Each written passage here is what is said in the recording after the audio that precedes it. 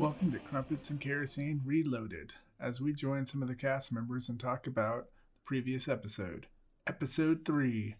Hey guys, what did I miss? So during this episode, the crew smashed into a gate. They got into a horrific gunfight.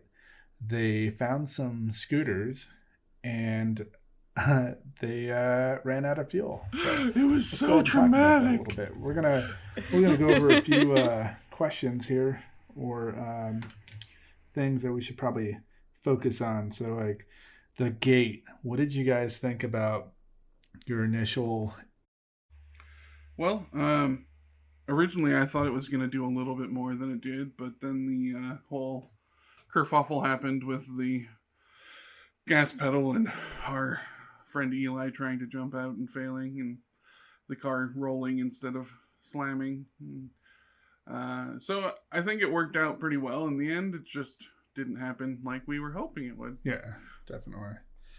And again, Lee, you're just a spectator at this point. What did you think about that? Someday I'll be a real player.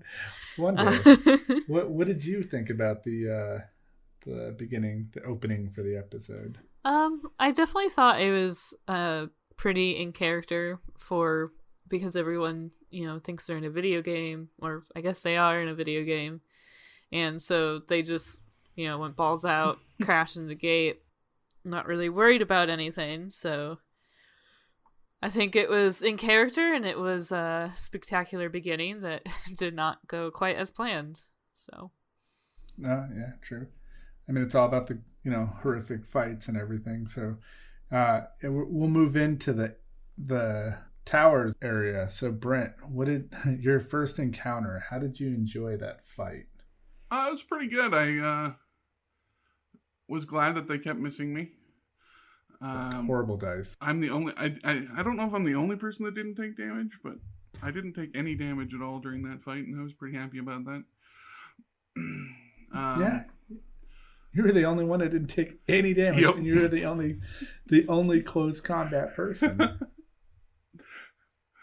I think the towers were handled really well, and I loved watching Merle's fight with the guys and watching him shoot people in the head and throw them off the tower.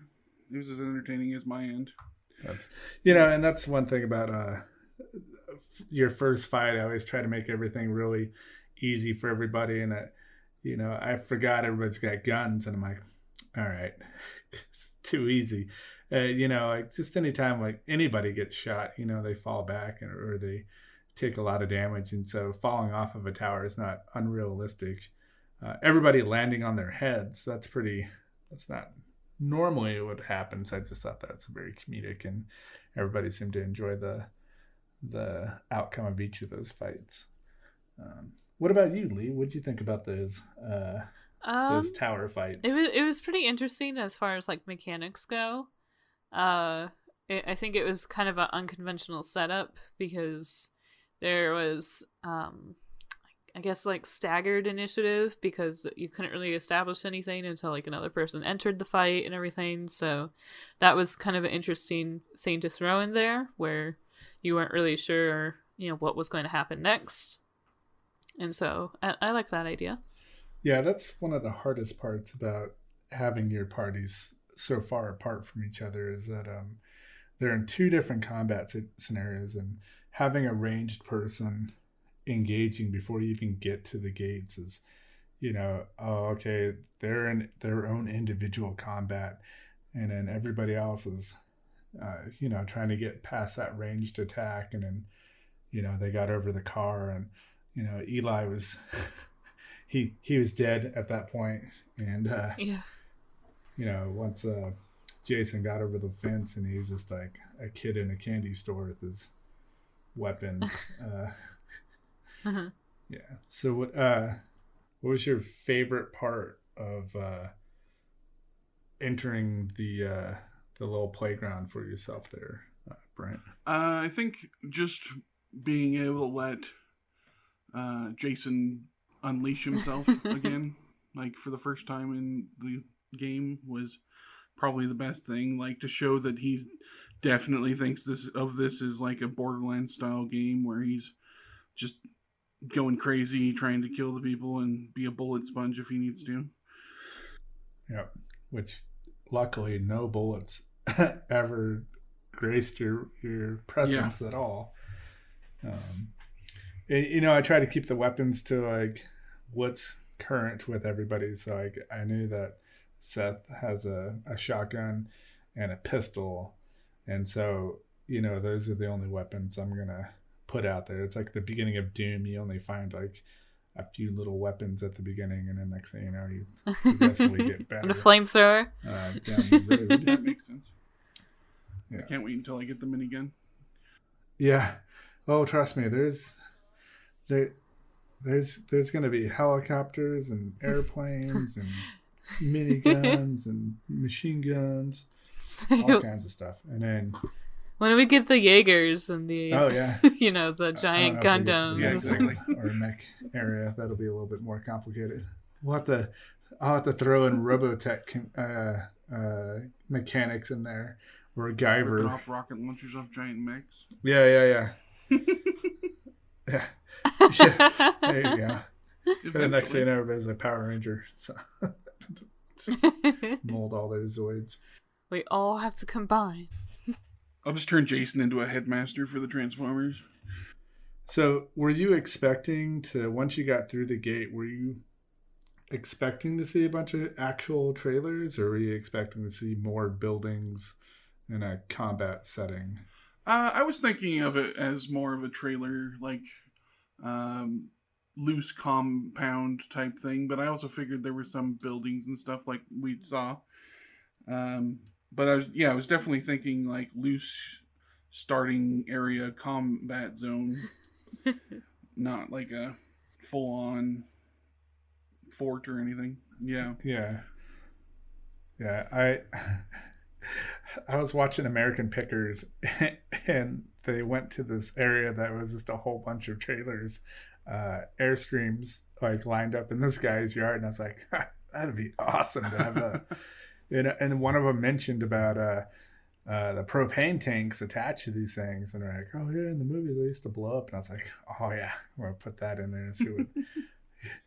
Throw some stuff in there, see what everybody does. That's what I like to do. I like to throw like 50-gallon drums of fuel, or a propane tank, because you never know what someone's gonna do. I was expecting Seth to like undo the canisters and just open them, not try to shoot them. But we still got a good outcome from that one. Yeah.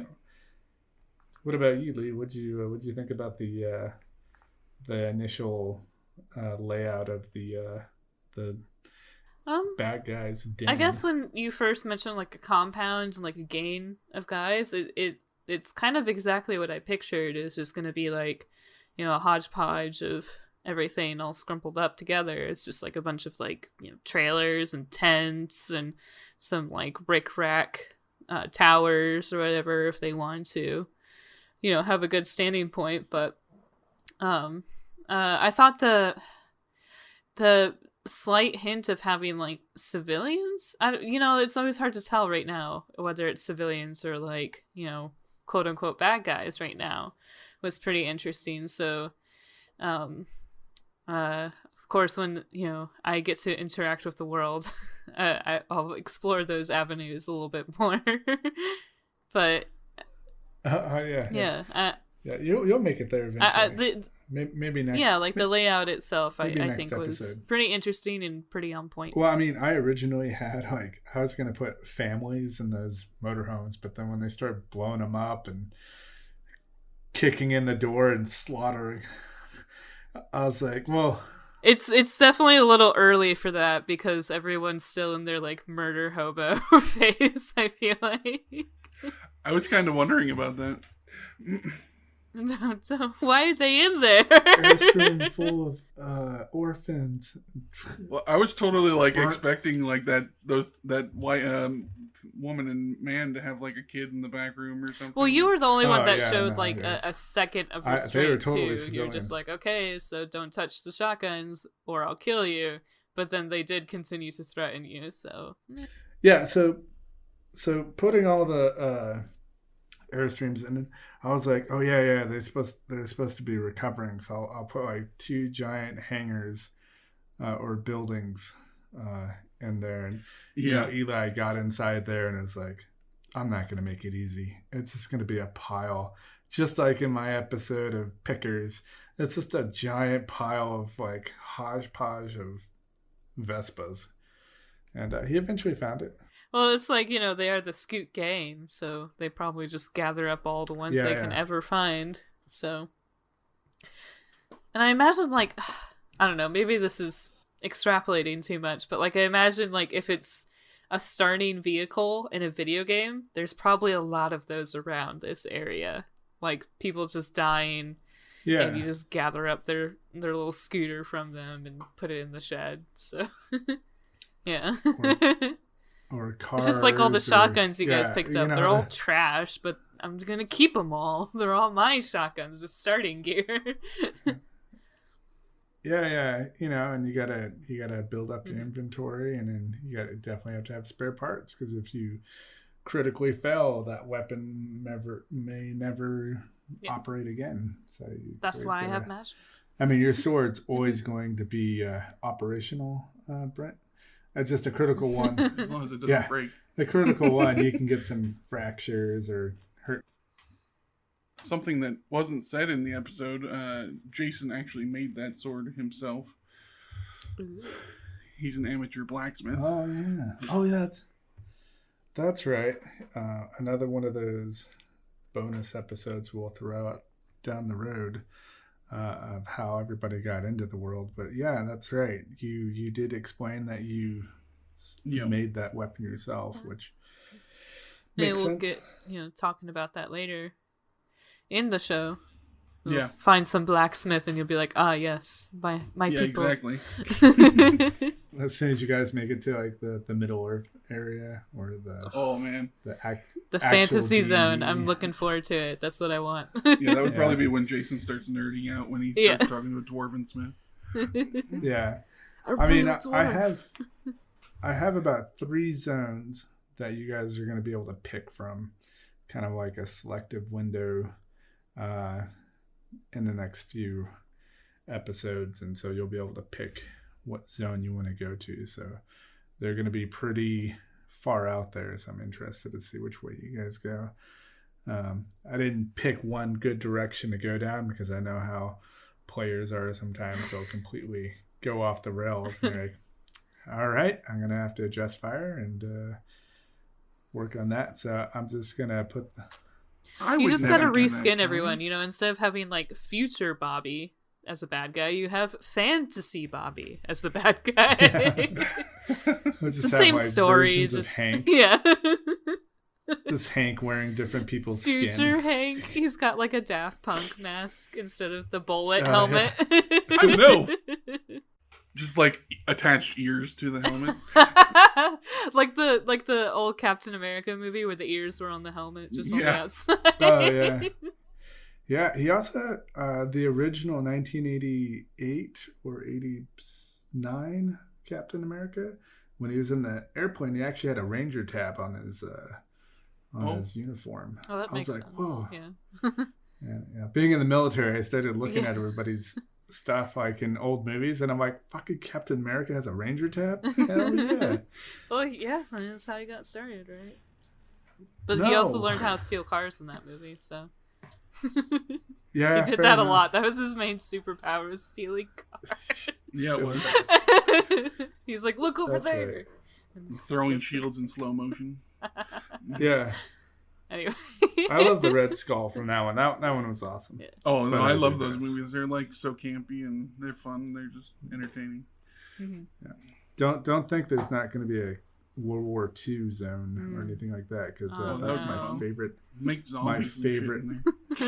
Yeah, my favorite time in history is World War II. 39. Well, I'm all for punching Nazis, 40. So it's okay. Yeah. Well, who knows? There might be something similar to that, but yeah, we'll definitely run into stuff down the road. Yeah, you know what I noticed, that Brent, you didn't pick up any guns. Are you not a gun fan in this this area? Jason will use like a shotgun or something, or like probably heavy weapons he'll pick up and stuff. He has a pistol on him, but like he's pretty much gonna focus on. Well, I mean, when he rages, he's just gonna hit things. Yeah. You imagine a barbarian raging with a shot. Yeah, like a pistol just doesn't make throwing his sense hand for out there. barbarian. that's how weapons get broken. He's supposed to pull the trigger, not throw it through Exactly. the body. I throw it inside its mouth and I climb inside.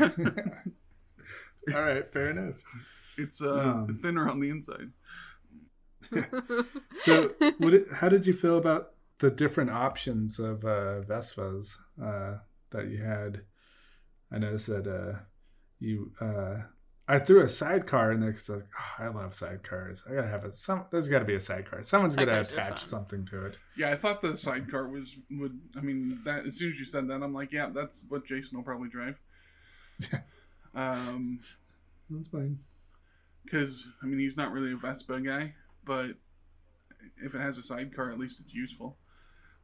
Yeah, true. Let's put things in there. Haul all your loot. And now he's got like metal bars in the freaking sidecar, so. Yeah, I'm curious to see what you're gonna do with those things. I was like, Or he will. Oh, man. Spoiler. Sorry. yeah, true, fair enough. Yeah, I was just I thought everybody was gonna pick a Vespa, and we pretty much did. As far as I'm tracking, we all had enough Vespas at the end.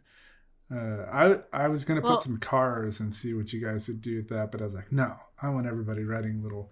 I want fan art of all the characters driving tiny little, clown motorcycles, and Oh, that'll be entertaining. Yeah. Well, I'm also wondering, like, so this is like me just thinking ahead, but like I'm wondering like how things will change as we move through zones. Are they going to turn into horses? I don't know. You're gonna have to find out. Or like yeah, exactly. So I'm just curious about all that. I think you guys each had a sidecar, except riding for goats. one of them needs to be returned. So that's why you got the sidecar one. A horse would be like a proper motorcycle. These are just like Yeah, goats. it's really slow. It's like or a you might donkey. end up with the motorcycle but not have any fuel. I mean, once your fuel's gone, you're gonna have to ditch it. Yeah, exactly. Which brings me to my If you're in a fantasy area, next part is they don't know the joys of oil yet. Brent just just without a care in the world dumped all the fuel that he had into his own bike, and I was like, "Fuck you guys." Typical. I figured as much. Yeah, Jason's not a great team player. Oh man. Like he plays with people, but that's mainly just to like either like take all the fire for them or to like have them around so they'll take some of the fire from him. Yeah. I was gonna say that's kind of ironic that you're not much of a team player, yet you'll absorb that damage. I guess you're just the tank. Yeah, pretty much. Like he's got like a protective quality to him, but he's also like he's got a lot of rage issues. All those rejection So- letters. That's what you should do for a rage moment. You should just pull one of those out of your pocket because you kept them all in your bag, all folded up. No. Harvard University, eat my ass, and it's Damn you, Notre Dame! just open up a new one. You made me play for like the College of Kentucky or something. Open up a pay. What's this? Oh, University of Phoenix. What the fuck? They don't even have a football team. I was gonna say. On the front just says rejected. You're like, what the fuck? Yeah, do funny things like that. I can't wait for you guys to open up your cell phone emails and see what kind of crazy shit comes through. Yeah, I can't wait to see him to realize that. His cell phones and all that stuff. We're working on the cell phone. Yeah, I think it's at this point just nobody's thought about it because like, why would I look at my cell phone in a video game? So. Yeah, exactly. I've thought about it as the player, but like I'm like Jason wouldn't Yeah. look at it. Yeah, so I think it'll come up in the future and it'll make sense. But right now it's just pretty natural for them not to. I mean, you will too. I mean, eventually you're going to be in the game. Yeah. Yeah, Well, I soon. want to speak because I might give things away, so I don't want to speak as a player yet. Yeah, So definitely as a viewer looking in so far for this episode, what did you think about the overall situation that the gang's going through? Like seeing it as a listener and knowing that you're coming in as a player, what are your thoughts about that? Did you find it Well- disarming? Like, is it changing the way that you're thinking about how to play? I am trying really hard not to do that. I don't like to metagame. I was thinking in the same line of like the cell phones is that Donnie or Eli, you know, when he came back, he realized that he could use his credit cards in the game. And he signed up for, you know, to get that all sorted out. So maybe, you know, along those lines, as we discover those sorts of things are available to us, we'll start to realize, oh, well, what else do I have? Do I have my phone? Do I have like service on my phone? Do I have, you know, messaging? Do I have anything? So I think that's all pretty interesting, and it's progressing pretty naturally. But no, I'm trying my best not to metagame because it'll make for a more fun experience if I don't. So I've just been waiting for you to be like, I can't do this. you guys are I too quit fucked right up. now You on guys are air. too fucked up. There's too much No, testosterone. I mean, if you want me to be honest about like the episode itself, it's like I usually don't really look forward to like combat episodes as a listener. It's really fun to engage in as a player, but it's not quite as interesting as a listener. But I feel like the way that you guys kept cutting back to like the Eli side story, where, you know, he's trying to figure out what's going on after death, in-game death, and also the way that you set up the compound so that it was just kind of, you know, discoverable, I guess is a word. So that, you know, it wasn't just like, oh, this guy's in front of you and this guy's in front of you. It's like, oh, I don't know, is there another guy in this tower? Let's find out. It made it a lot more interesting and listenable to me as a person who's not interested in combat. So it was a good job. Or Seth trying to look into a doorway and then Yeah. still trying to deal with that situation with people inside of a room. And he's like, I'm gonna poke my head through. I was like, I'm gonna shoot you so much. just waiting for it, and then he pepper sprayed the guy. I was like, damn it. Oh, yeah, exactly. It was very interesting and set up pretty well, I think. It was pretty gory, but I mean, I guess it's a video game, right? So Yeah. So that's what I like about the way that Jason plays as Brock Sampson. He just slaughters everything, and I leave that open for the characters when they do their critical hit or the final kill shot. I want them to explain how. I don't want to tell you how the creature dies. Tell me how you want them to die, because I know like everybody gets caught up into the fight and they're like, yes, oh, a few more hit points, and then it's like the DM takes away all my fun by telling me how it dies. Yeah. I want you guys to like tell me what happens, how it happens, and hopefully we'll get a lot more of those scenarios. And, we don't have a lot of combat so far. No, definitely. I like to balance it out with some combat. I mean, I used to be all combat.